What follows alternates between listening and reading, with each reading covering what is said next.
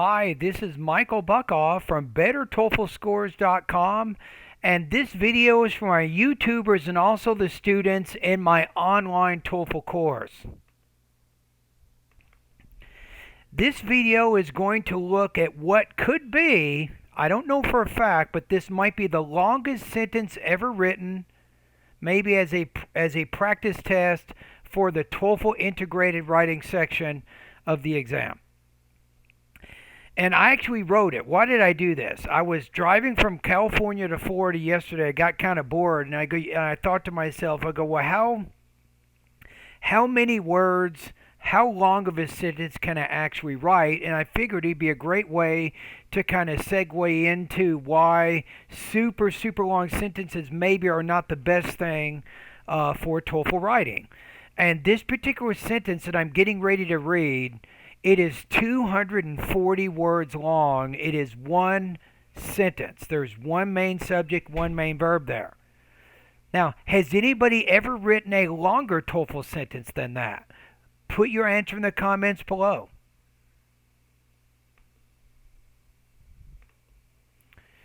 Here it is. I'm going to try to read it. It's not going to be easy. Got to get ready. Got to get my breath ready here. You guys ready? Even though the author in the reading passage believes that second language acquisition ability declines rapidly at the onset of puberty, a critical time in which the brain goes through chemical and biological changes, the listening passage contends that speakers, whether they are 5, 15, 25, 48, or even past the age of 65, are fully capable of acquiring a language so long as the learners are motivated, which is defined by the speaker as having either intrinsic or extrinsic desires to learn a target language. They have the necessary exposure in that they're regularly getting opportunities to speak, listen, and read the target language for several hours daily over an extended period of time. They have a positive attitude toward the culture of the target language, inasmuch as the learners generally want to learn about and interact with the participants in the target culture, and they have the cognitive abilities, all of which are supported by an example that the speaker uses of an English-speaking man who at age 78 acquired Russian, Chinese, and Spanish at such a high level, I got to change my grammar here, that many linguists all over the globe traveled to New York City, where the talented language learner lived, to interview the elderly man to see what remarkable mental and physical characteristics he possessed that made him such an extraordinary second, third, and fourth language learner, especially given the fact that the man was so mature in his age. Is this even correct? Put it in the comments below. I'm arguing here that this sentence is grammatically correct. It has one main subject and one main verb. Did you guys get it? It's right here. The listening passage contends. That's it.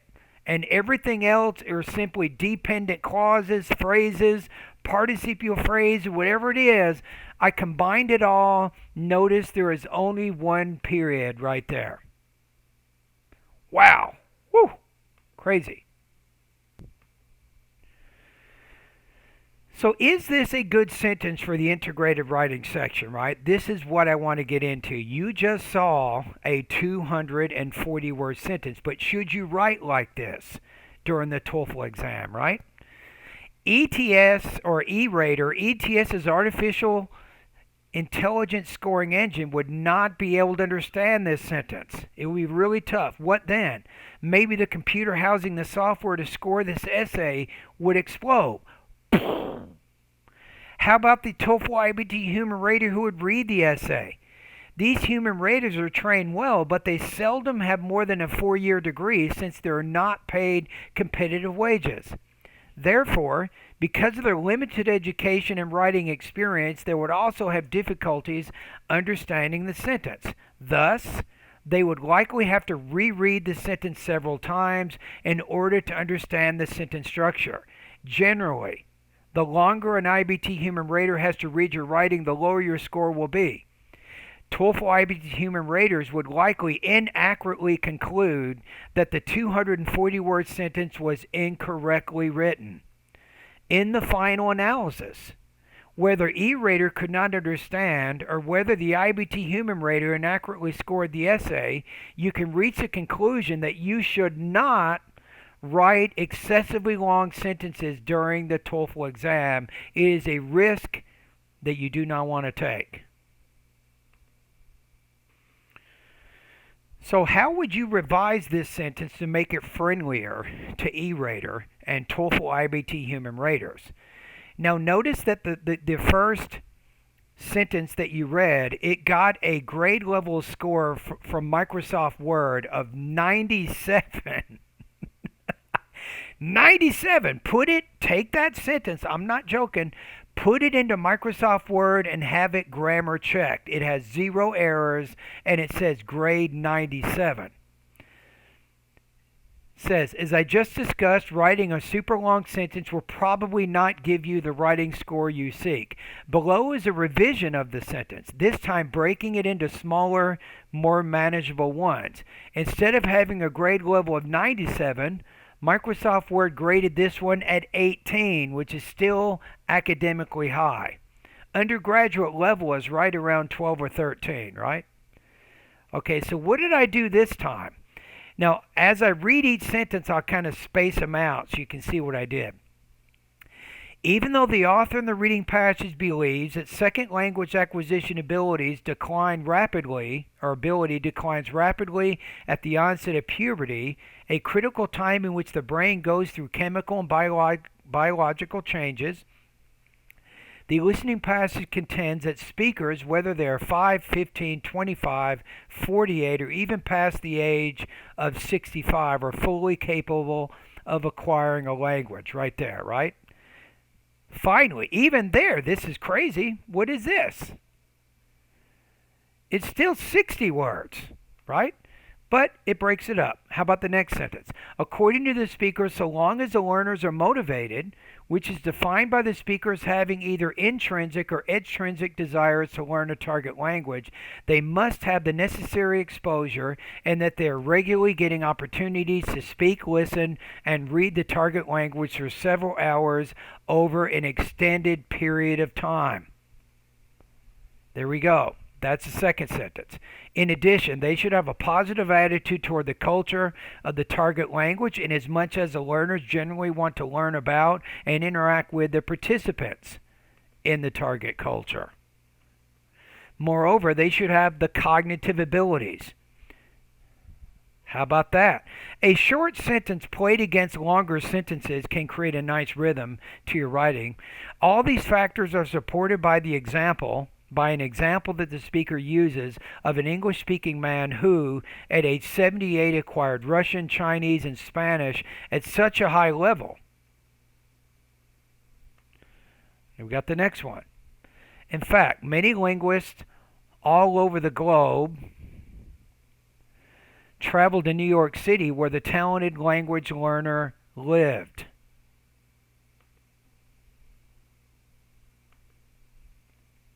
These researchers interviewed the elderly man to see what remarkable mental and physical characteristics he possessed that made him such an extraordinary second, third, and fourth language learner, especially given the fact that the man was so mature in his age. Right? So that takes what we just wrote, right? And I broke it into, now we got 1, 2, 3, 4, 5, 6, 7. We now have 7 sentences. Notice it still has a grade level of 18. My experience shows, by the way, and I've had a lot of students in my writing course get higher than 28. The ones who get 29 to 30, typically their Microsoft grade level, when I look at it, it's around between 16 and 20. Right? That means 2 things. Their sentence length is typically between 20 and 30 words. In many cases, it can be even 30 or 31 words for the average sentence length. And then they have more advanced or college level vocabulary words. Multisyllabic. These words are 3 and 4 and 5 syllables. So, and that's how they score higher. So they have good vocabulary and good sentence style. Of course, though, just because Microsoft Word says your essay has a high grade level doesn't mean it's going to score high if you're off topic. Does that make sense? You got to be on topic, and you have to give examples and detail to support your point. So what are some general guidelines that you need to know about sentence length and TOEFL task 1 and 2 writing tasks, right? What should you consider when you register to take the test and you show up to showcase your college level writing abilities, right? So, generally speaking, here are some things that you should think about. The longer the sentence you write, the higher chance of sentence structure errors that E-Rater and TOEFL IBT human raters will find. So it's a risk, right? If you're writing 40 or 50 word sentences, you could be having some sentence structure problems in there. Too many sentences between 10 and 20 words will lower your writing level and can create a choppy sentence style. It's kind of like a 1 kilometer stretch of road and you got stop signs every 100 or 200 meters. Those cars on that thoroughfare can't get to a natural speed. They're always being stopped by all of these stop signs. So if you have really short sentences, you're constantly stopping the reader, and that disrupts the flow of your writing and even makes it harder to remember your ideas. So be careful about too many sentences between 10 and 20 words. In fact, keep your average sentence length between 20 and 30 words. E-Rater and TOEFL IBT human raters will like that. And that's going to give you a good natural flow to the writing. It'll be easy to understand what you're trying to say, and it won't be very disruptive. Longer 20 to 30 word sentences played against a 10 to 20 word sentence every now and then, it can create a natural academic rhythm to your writing. Be careful of always placing your subject first in the sentences you write. You should use a variety of sentences, both long and short, many with different types of word orders and grammar. I get this question all the time. Michael, do you have any other suggestions to help me improve my academic writing and my TOEFL writing score? Of course I do. I have a suggestion right here if you're watching this video. If you're an educated professional and you need to get a score between 110 and 120, right? If your current writing score is already 22 points or higher, I can help you improve your writing so you can score between 28 and 30 points in the writing section of the TOEFL exam. Enroll in my TOEFL Writing Bootcamp course so that you can get a 1-hour correction video of one TOEFL 1 Task 1 writing practice test. You get another 1-hour error correction video of one TOEFL Task 2 writing practice test. You'll get additional scoring of 15 TOEFL writing practice tests. You'll have complete unlimited access to more than 700 TOEFL PDF and video lessons. And most importantly, you will get face-to-face Zoom calls access daily for the duration of your course. Now, each day, you can't come to my office and camp out for an hour. No, you can't do that. But you can come to my office for 5-minute sessions each day. Typically, I'll grade something. You have questions about that writing practice test. You'll come by my office. We meet face-to-face. You'll say, hey, Michael, I have a few questions about the grade you gave me. Should I do this or should I do that? You can ask questions. I want to make sure that my writing bootcamp course students, they do have Zoom access. They can participate in my Zoom calls and meet face-to-face, right? So join my TOEFL Writing Bootcamp course. Go to onlinetoeflcourse.com. You can join that course today and you can start getting your feedback tomorrow on your TOEFL writing. Remember though, your score needs to already be 22 out of 30 points or higher, right? If your score right now in the writing is 15 points, do not register in this course. You're not ready for this course. However, if you're ready, register. We'll see what's going on. All right, everybody, thank you for watching the video. Remember, subscribe to my YouTube channel, right? Like the video, and then post this video all over social media. The question is, this is a 240-word TOEFL sentence. Can anybody write one longer than that? Maybe.